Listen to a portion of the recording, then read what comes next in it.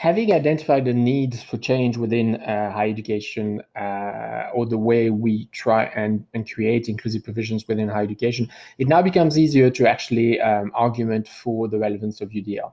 Now, although this may sometimes be a bit of a time-consuming exercise, I really recommend that you do the same if you become an advocate for UDL within your institution, because otherwise, the danger when you're advocating for UDL implementation in a vacuum is that people can easily dismiss it and wave it off as yet another trend or yet another sort of school of thought that's relevant teaching and learning, but that doesn't really affect them.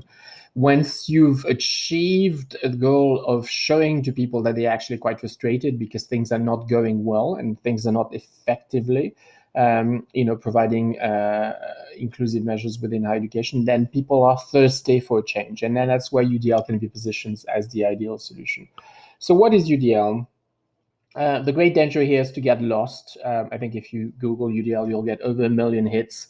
There's a lot of material out there. Also a lot of variants. There's also UDI, IDU, all sorts of different acronyms that represent slightly different theories. The 3-block model as well, to just name a few. I like to keep this really minimalist almost as an approach. For me, UDL is the translation of the social model into teaching practices. So for those of you who are not familiar with the social model of disability, the social model of disability has been quite a massive eureka moment for a lot of educators and sociologists in the last 3 decades. It's a moment where instead of positioning disability as an inherent characteristic or feature of individuals, you actually see it as an interactionist concept. It's actually a friction, a lack of fit between individual embodiments, individual impairments, and the way we design a learning experience or spaces or products. The important thing there is that the social model sort of shifts you away from the deficit model, which we've described, where we see the individual as the problem. The social model sort of shifts the problem, the focus back and the limelight back onto the designer of the experience or the designer of the product or the space. That's really the main thing, and everything else within UDL as a reflection on practice flows from that. Now, this lecture is not looking specifically at students with disabilities, but trying to show the wider pertinence of UDL to all learners. So you may have the objection of saying, well, how can it be pertinent to all learners if you see it mostly as the translation of the social model of disability into classroom practices? I think it is still extremely relevant because it's not because you have the word disability in the social model of disability that it confines it to students with disability. What is contained in the as a shift in social model theory is this notion that you're shifting away from a deficit model to seeing things as an interaction between environment and individual. In this sense, if you as a practitioner or as a scholar are more at ease with ecological theory. So I've worked for a long time in the field of challenging behavior in schools. And in that field, it's not so much the social model of disability that's discussed, but ecological theory. And really, in my eyes, from a theoretical perspective, ecological theory reaches exactly the same objective, which is to move educators away from a deficit model where they see the learner as being the problem, to understanding that actually the problem is in the interaction between the learner and the educator, or the learner in a classroom, or the learner in a school. So whether you'd like to call it ecological theory, for the purpose of today, I'm going to call it this translation of the social model. But both these theory work for the same purpose of moving educators away from a deficit model view. And that's what UDL manages to do. Now, in terms of what it actually, how it actually unfolds, obviously there's a lot of details to universal design for learning. I think we've got to address the elephant in the room.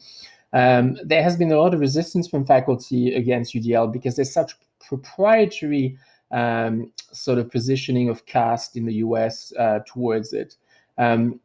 And if you look at the literature from CAST, it's actually quite detailed in the sense of you have the 3 principles and the guidelines and so forth.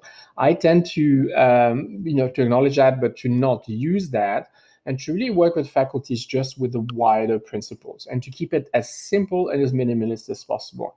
So what are these 3 principles? I do retain that because it's quite interesting.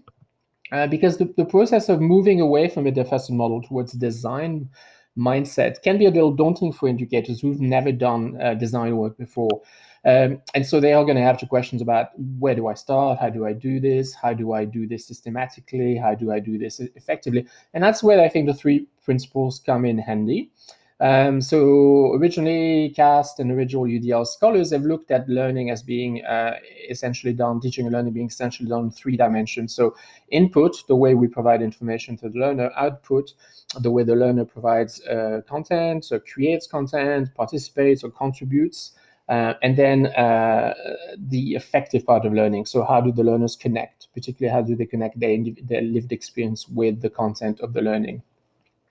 So on the basis of these 3 possible dimensions, there's obviously some debate as far as neuropsychology is concerned. But if we accept this broad 3 functions of learning, the 3 principles are basically a breaking down of the design mindset into 3 handy, palatable, manageable dimensions to carry out design thinking. So instead of just throwing the faculty in the deep end and saying, just do it, you are giving them 3 steps, 3 different facets to approach design work. So they could approach it from the way they are providing information to the learner, the way the learner is providing information to the instructor, or the way the learner is connecting.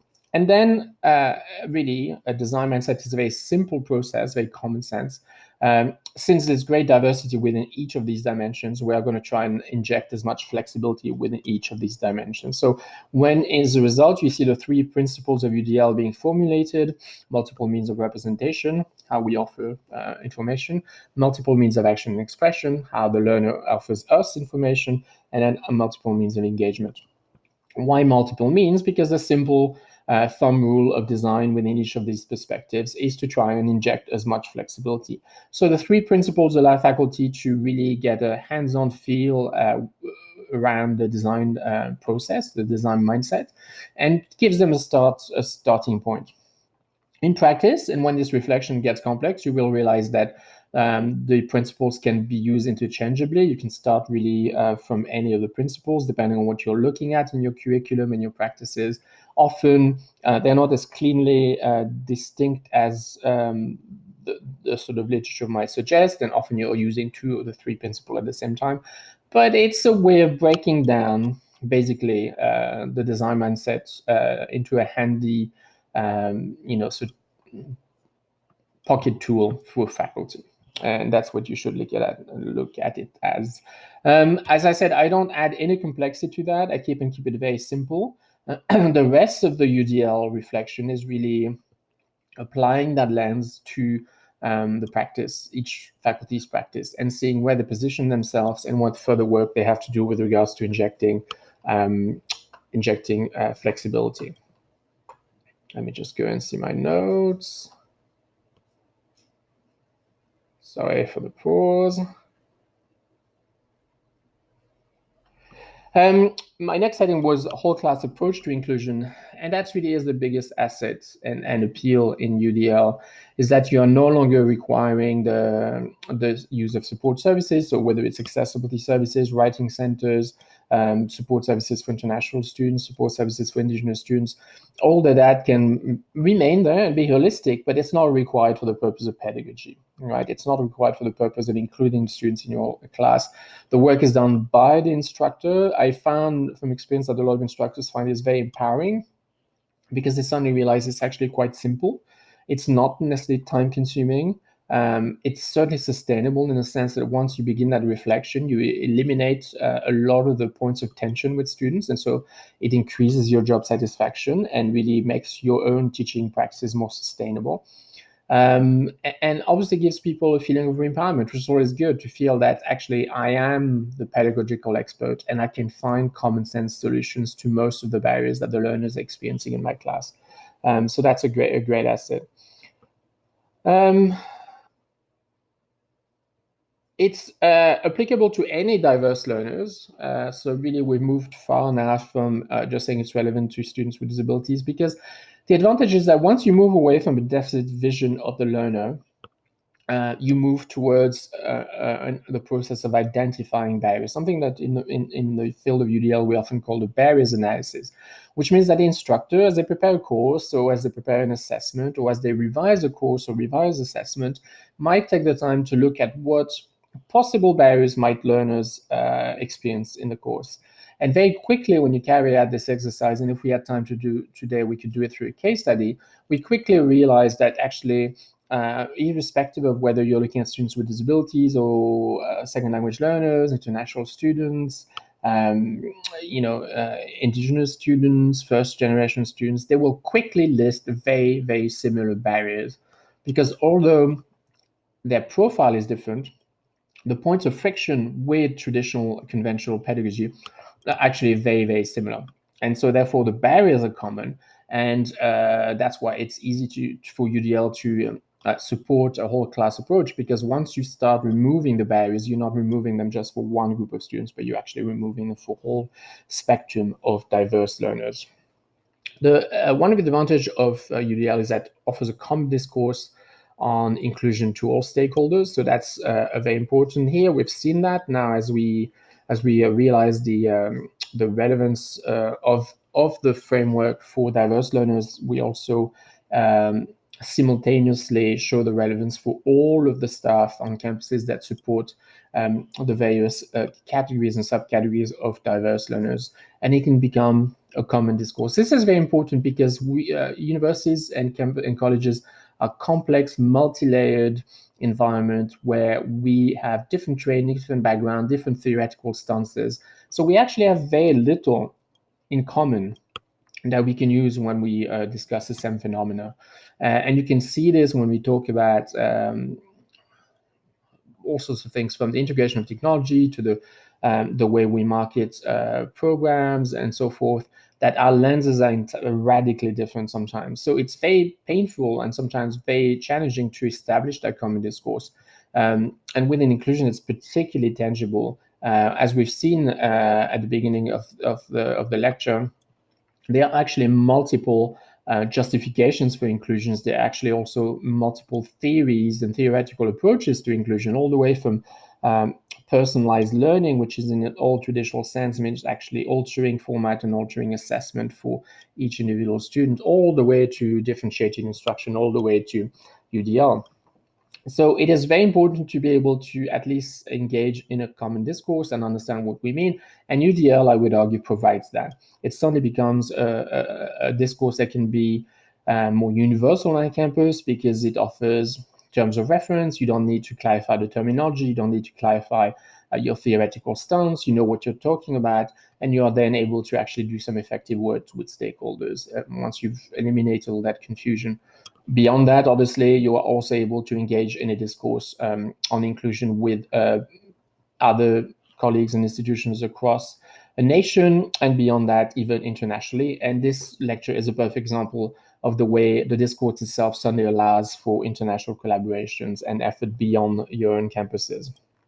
Another great appeal of UDL is that it's not prescriptive and that it allows faculty flexibility in implementation. This is very, very important because we have a very strong belief in academic freedom in higher education. So it's very, very difficult to implement top-down measures with respect to pedagogy. And any effort to do so is usually met with a fierce resistance. Instructors will argue very justifiably that whether they work in undergraduate or graduate courses, work in different disciplines, work in different types of learning spaces, in different institutional culture, with a different clientele, that their job may have very little in common with another colleague's job. And that therefore, if they are to believe in inclusive principles, those inclusive principles must be flexible enough to allow them that reflection within each of these specific settings and formats. And that's exactly what UDL does. As I said, I only try to stress the three principles and leave the rest to instructors as they carry out that reflection on practice. It's totally acceptable for one instructor to arrive at certain solution, for another instructor to arrive at other design solutions, because all of the other variables, including their years of expertise, their comfort level with inclusion may be different and lead them to different design solutions, and that is totally okay. So it's not just convenient, but it's extremely reassuring for the whole of post-secondary education. Just gonna see if we've got anything left out. Yeah, I also had a point about the fact that it integrates with ease, UDL integrates with ease a lot of other existing scholarship and long existing scholarship on pedagogy. It's impossible to look at UDL in any event. I would say it's important not to look at UDL in a vacuum, and on the contrary, to establish some theoretical bridges with other schools of thought or philosophies. Certainly, there are some very strong links between UDL and constructivism, UDL and social constructivism, UDL and critical pedagogy. In my eyes, that one is essential. There are also some overlap between UDL and experiential learning, UDL and active learning to a certain degree. So we have some really important parameters there that are surrounding UDL, and it's important that we make these explicit. Why is it important that we make this explicit? Because again, if you're trying to show the usefulness of UDL to faculty, they will be much more receptive to something which simply presents itself as a repackaging of existing literature, existing evidence-based outcomes, and existing theoretical positioning on education, rather than something out of the box, brand new, which they may dismiss as something yet again one of these passing waves and trends. I think it's also important for us as scholars, as you get more involved into UDL, that we don't forget that it is but one of the prisms that we can use to look at the classroom. And it would be wrong to assume, for example, that just because something is UDL formatted, it meets all other objectives of pedagogy. It doesn't necessarily. The same way that if something is framed from a constructivist position, it's not automatically accessible and UDL compatible.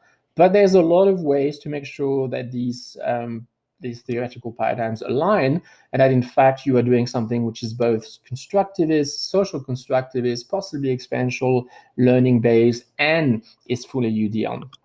And so I think we need a lot of clarity there, and we need a lot of explicit connections with that. I've talked about critical pedagogy. I think once you look at the multiple means of engagement, most of the work and most of the deep reflection done around multiple means of engagement is entirely based in critical pedagogy. So those links need to be established. They need to be made.